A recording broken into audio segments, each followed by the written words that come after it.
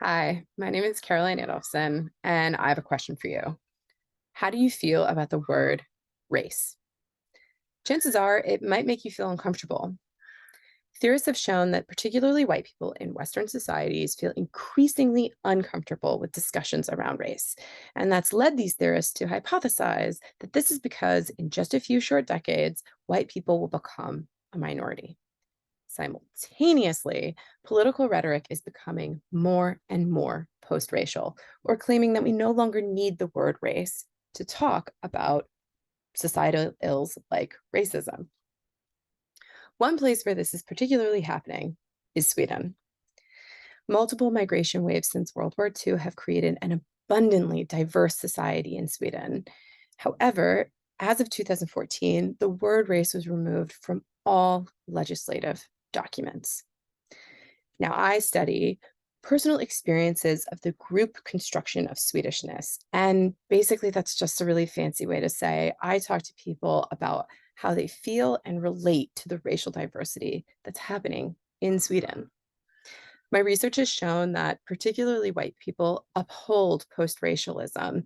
They feel really uncomfortable when talking about race, unless they're talking about whiteness.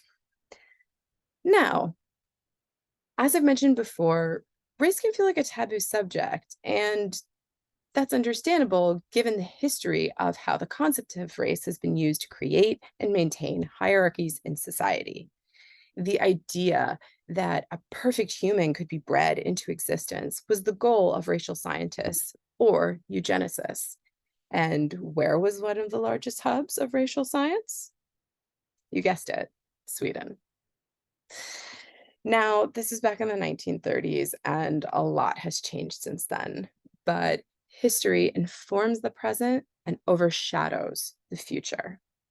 Therefore, I'm interested in how particularly white people reckon or possibly uphold post racialism in the face of the history of racial science and the friction of ever changing demographics.